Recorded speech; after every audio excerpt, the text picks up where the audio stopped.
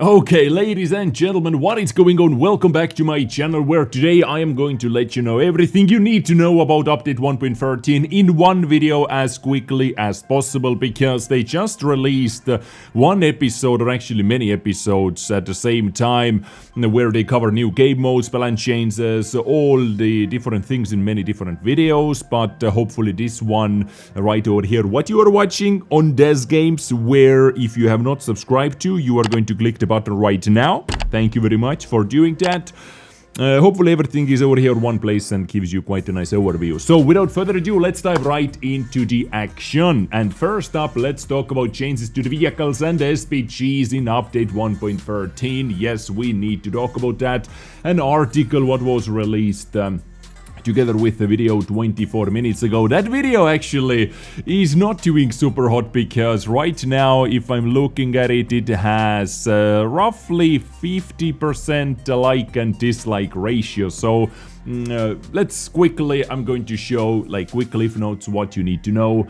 They basically said they wanted to add some artillery counters or some tools to deal with artilleries a bit more, and over here on this screen you can see two of them. Number one is the shell tracer, and the second one is sound detection. What you can see at the very moment, artillery pulls the trigger, which in most cases is not going to do anything for you, especially if you are in a heavy tank, which gets targeted by artilleries the most anyway, because you don't have such a good mobility, and you simply cannot react fast enough. And you know, artillery RNG as well, even if you move your vehicle slightly, maybe the RNG is simply led your or it's shot into your vehicle anyway. So in my opinion, it is not going to change anything, absolutely nothing. And the biggest caveat, of course, is that it is going to be a commander's or radio operator's skill. That means, number one, you have to retrain your crew members using gold if you don't want to lose any experience, or using credits, which is actually going to lose many battles worth of experience. Hundreds, depends on how many levels you have, how many skills you have, like maybe 500 plus battles worth of experience if you use credits instead of gold, you know. But this is the biggest caveat and the biggest slap in the face, in my humble opinion. Basically, you want us to retrain our crews for this skill, which is not going to do anything. So ladies and gentlemen, honestly, for 90% of the vehicles, I do not recommend that. And if you have 4 or 5 plus skilled crew, I don't recommend that either, unless you want to, you know, switch up couple skills. Up to you. So brighter shell tracers, I told about that as well. This is actually nice, you know. You can see, you can pinpoint the artillery a bit more. It is quite clear actually when they fire on the test server. At least it was quite clear to see where they are positioned, where the shot comes from, and you can react to that a bit more. So this is a bit better, well, a lot better than the useless sound detection. But the best thing I would say is field of fire marker on the minimap. If you are working with the minimap in the first place, you know, if you use the minimap, if you know that like enemy team has, let's say, 2 artilleries, if you see 2 circles on the minimap at the same time, you know that they both fired, you know, you do not have to keep everything, you do not have to look around on the map all the time to look for tracers. If you see those circles appearing, that means at least 1 or 2 or 3 artilleries have fired, and you have a free time crossing an open field or whatever you want to do. So basically, if they fire, this circle lights up in the area where the artillery did hit its shot, and it stays visible for 10 seconds, I believe. Yeah. So anyway, this is how they are like introducing counter arty. For me, I would say, in a nutshell, it is not going to do too much. If you are a good player or above average player, let's put it that way, you are going to get some use of that, but in a nutshell, it is not going to change anything. Artillery still free per team. Tier 10 artillery or tier 10 matchmaking is filled with artilleries all the time, triple artilleries all the time. So I don't know how much it is going to affect that. No changes to the missions, you know. The main issue, artillery missions are still over here. Limit the artilleries to 2 arties per team max. And yeah, we would see some difference, right? Because for heavy tanks, slow tanks overall are basically killed right now in this current matchmaking, I would say so. Anyway, reworked intuition, helping you make right shell choice. That is actually very nice addition for some other vehicles besides artillery as well. For example, Type 5. Or any long reload time tanks like FE-45. If you need to switch, let's say, from HE to AP or from HE to HESH, AP to HESH, you know, you can do that in no time. I actually uploaded one episode about that as well, featuring Type 5, where I used that to the max. New Type 5 Derp cannon comes with AP round. They added AP round to the Type 5, and basically if you have a chance to penetrate something with your HE, you can switch. If it is maxed out to 84%, you can switch your shell in 2.5 seconds on Type 5. That is quite crazy, but you need to have that skill on all of your loaders to take the maximum out of that. More SPG shell types. Standard HE shell with stun deals less damage, but has less penetration, more burst radius, and stuns. Doesn't damage internal modules such as you know, engine and stuff like that if it does not penetrate. Alternative shell has more penetration, more damage, less burst radius, and it does damage modules, but does not stun. And tactical shell is the most useless shell in my humble opinion, which has you know, damage, average damage I would say, so high penetration, no burst radius, and damages modules as well, doesn't have a stun, and they think this should lower the stun. I would say it does lower the stunning, overall stunning in the game a bit, but not by 20% or whatever the number they gave us before, because as far as I know, most of the community is playing artillery for these stunning missions or for the artillery missions, and most of the missions actually need either secondary or the main mission actually needs stunning. So how do you expect lowering that if the stunning missions have not reworked yet, or hopefully, as they said in one of their articles, they are looking into it, so hopefully in the near future. As the changes to the SPG ammo interface, you can see those as well. Also, like gun firing shell arcs, this one has the widest arc. Let's say you are able to hit behind the targets the best. This one has the second wide or highest arc, and this one is the straightest one. Basically, artillery changes in a nutshell, countering artillery as well. I said that many times what I wanted to see was an actual artillery 6 cents arty versus arty battle, a bit more, for example, what we had in War Thunder, when one arty fired, the enemy arty actually heard a ping and saw that ping on the minimap as well for a couple seconds.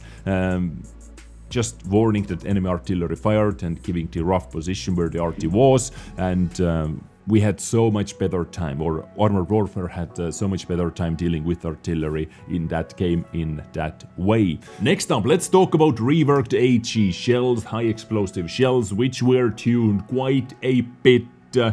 I would say this one actually more players like it than not, according to some feedback, but you know, maybe in a nutshell it is roughly 50-50. When I made my questionnaire, it was many players didn't care. Many players were like, yeah, you know, it's a new thing, whatever, you know, whatever, I still play the game. Anyway, the main things you need to know about HE shells, new HE shells.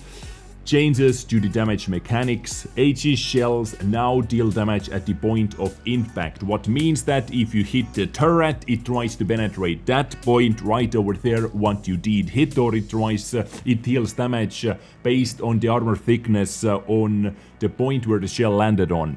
Right now, what we had, or what the previous system was, Basically, let's say you did hit the turret, of course it is the thickest one, and then it started looking in its splash radius, it started looking for the thinnest armor plate to penetrate, and it did damage based on that. This is why you received so much more damage when you did hit mouse in the face than into the side, for example, because hitting mouse into the face equaled that you actually splash on the top of the engine bay and you deal more damage than hitting the side.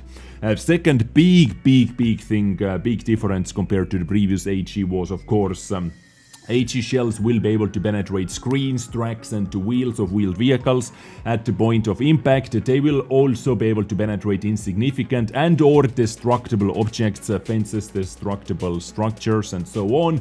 Now, this is a direct consequence of changing the HE shell damage model from the area of influence to the point of impact. Exactly like that. So you were able to shoot through fences now. Previously, you know, little post, little actual gate post stopped your HE shell or your HES shell before. Now it goes through it and it still deals some damage.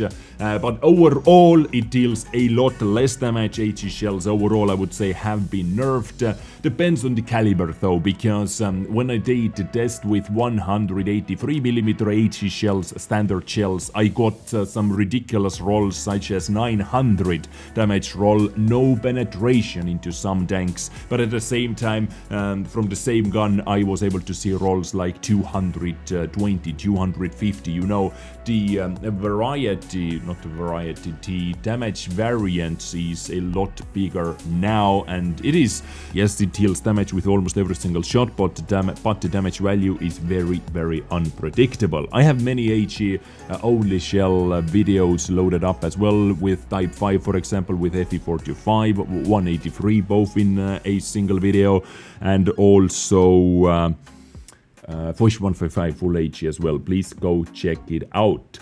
So HE shells, this is what you need to know in a nutshell. Together with HE shell rework, they rebalanced some tanks as well, which were basically depending on HE turb cannons, such as KV2 and KV2R, which is now better, gun handling is better.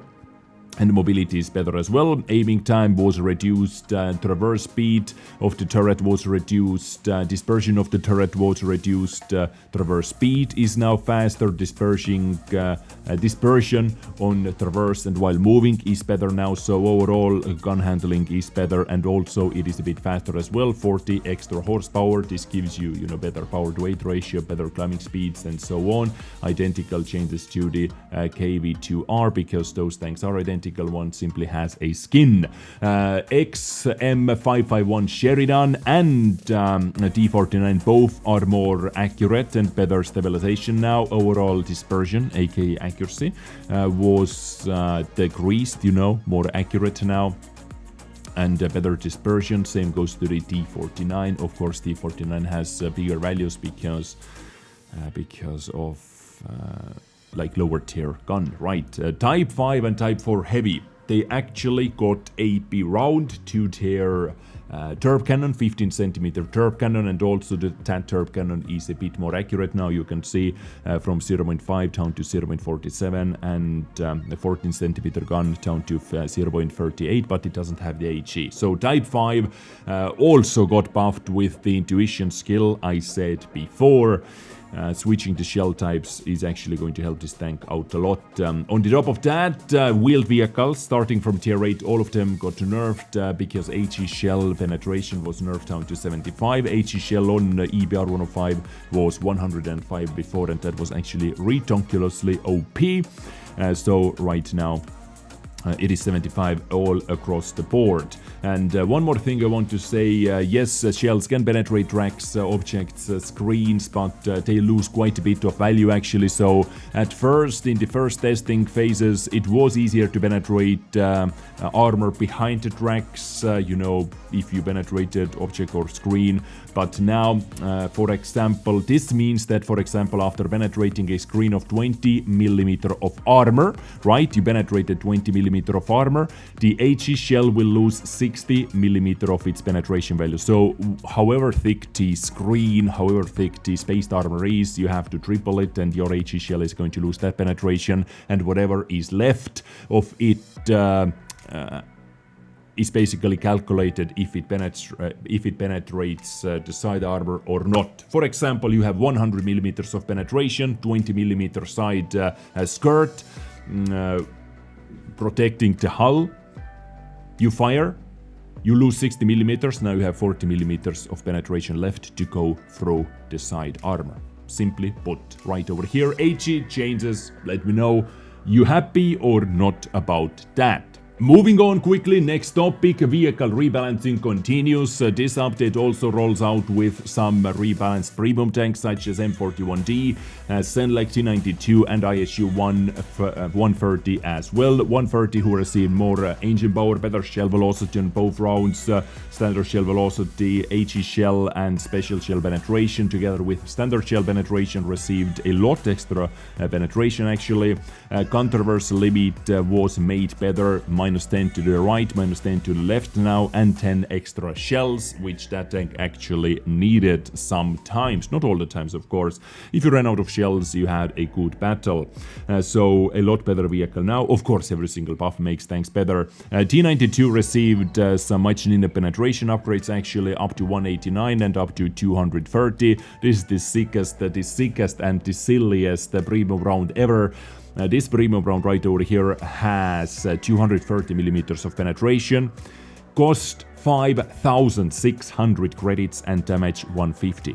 Well, I believe that says it all. Senlec, extra view range up to 410 and better accuracy as well, 0.35, definitely helps this vehicle out. And same to the M41D, extra view range, 20 meters extra view range up to 410, beautiful. That's actually very good in tier 8. Top speed 68 and 24, moving backwards was buffed by 3 and 2 respectively. So changes to those premium tanks, also changes to Clan Wars reward vehicles, M60, 121B, IS-5, D23E3, Chieftain, D95, KV4, Kreslavsky.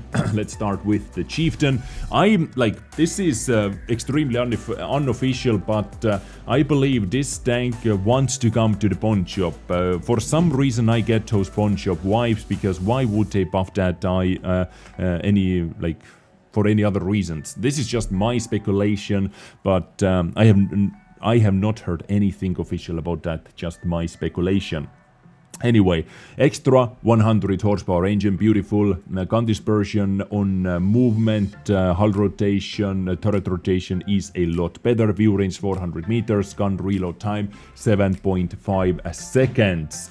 So next up, IS-5.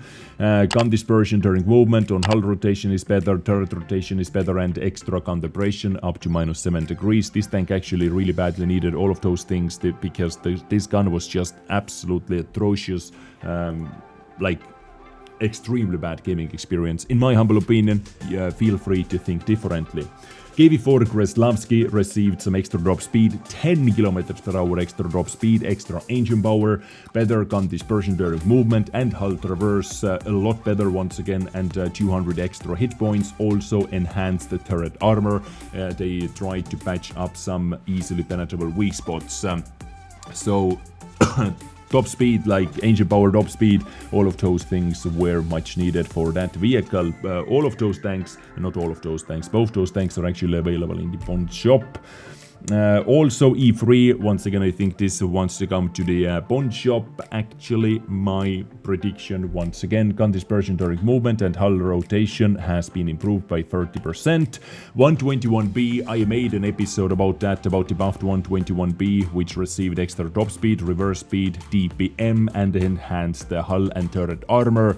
And it is pretty decent tier 10 Chinese medium tank right now, available for bonds. M60 enhanced hull and turret frontal armor, but still has the massive doomer on the top. In a nutshell, it did not change that super much, maybe a bit better, you know, when hull down. And all in all, this is it about the buffed pre-boom tanks, about buffed Clan Wars tanks, Bond vehicles available in the game. Next up, let's talk about a brand new gaming mode, which is called Recon Mission right over there. In a nutshell, what that is. How many times have I said in a nutshell? I don't know. Someone, if you are counting, well, you are doing absolutely hero's work. Anyway, Recon Mission is a game mode where we are able to test out upcoming maps before they come live to the random battle queues. We are able to play on them. We get some rewards for doing that, actually, progression rewards, and we're able to give our feedback. After you have played certain amount of battles, like survey opens up and you are able to give your feedback based on that. Ranked battles, very quickly going to cover ranked battles in this segment as well, actually, because we can see ranked battles right over here. Previously it was 15 versus 15, now it is actually 10 versus 10. Tier 10 vehicles, no reward vehicles. They want to emphasize the skill of the players because of that, but the point system, in my opinion, now is still too damaging for the losing team, because many times, like, you simply cannot carry the game, but you still did good enough work, but you did not do good enough work to be at number one. Maybe you missed one kill stealing, you know, is a thing over there, because killing gives a lot of experience. I would say if in the losing team, bottom three or bottom two lose a chevron, because those guys actually didn't do anything. If you are bottom two, you know, you were unlucky, you didn't do anything, or you just suck, you know, then you should lose chevron. All the other guys all the way up to the second place maybe retain a chevron, and maybe number one guy or two guys gain a chevron even in the losing team. That would be a lot less toxic, I would say. So next up, let's talk about, but this 10 versus 10 is going to be, actually quickly, let's talk more about the ranked battles. It is going to be a quick test season, and I really do recommend you to take part of it, because improved, like turbocharger or improved charger, or however they called it. Anyway, Bond Turbo is coming together with a turbo directive into this season, and this is the only way how you're able to get that, your hands on that. It is crazy, I would say so. Minsk map rebalancing. After analyzing the statistics and your comments, we decided to make several improvements to the Minsk map. We also made some visual changes to address the pressing gameplay issues and make battles on it more comfortable and exciting. They opened up Minsk map quite a bit. They made entirely new play ground right over there. You saw Minsk map in one of my episodes as well, titled 183, or the thumbnail is 183 versus FE45, where I played on this map with 183. You saw a couple clips. They opened up a lot of the map, actually. This is the main square right over here. This was not playable over here. Now it is. River has been dried out. River is now a playable area. They opened up the middle a bit more. You can see not so many trees anymore. They raised the ground. So now you're actually able to hide a bit inside those pedestrian roads. And the biggest changes are back over there. Like as big of a changes are back over there. Let's go right there. Over here next to the theater. So this is completely different. As you can see, we have a bridge over here. You can drive under the bridge, artillery cover, artillery shadow. Hopefully it opens up the gameplay on Minsk map a lot more.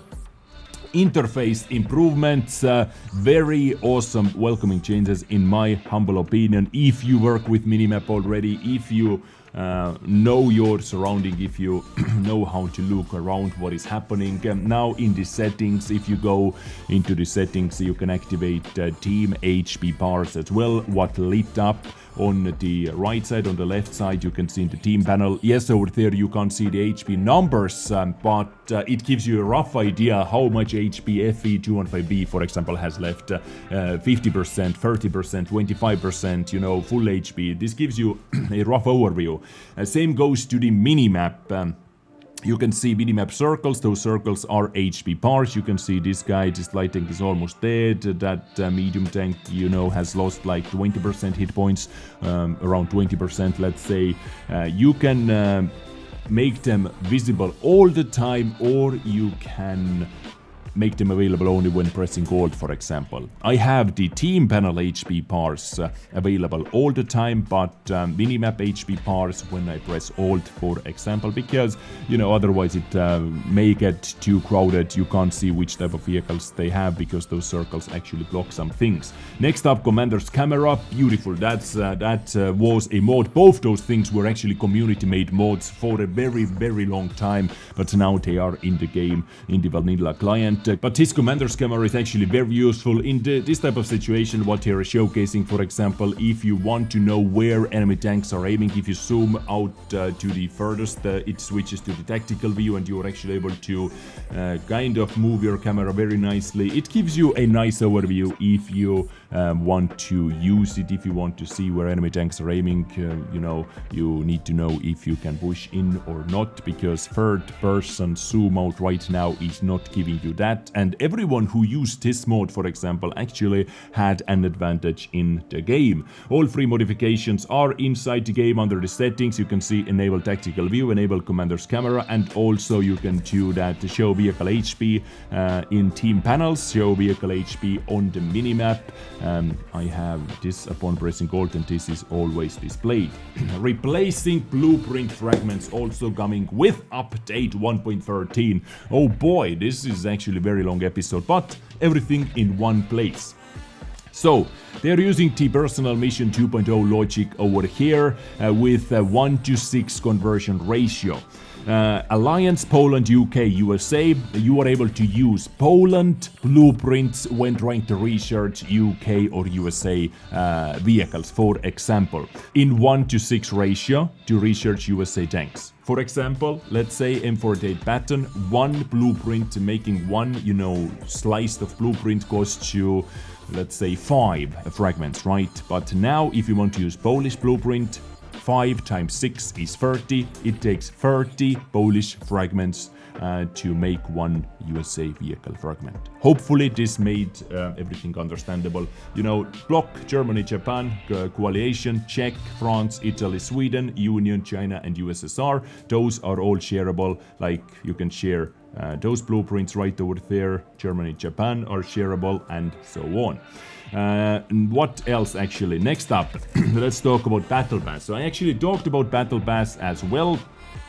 Battle Pass right over here with mainly, I would say, the overall Battle Pass is exactly the same. 3 new vehicles, AMX 50B, CS63, FE215B Badger.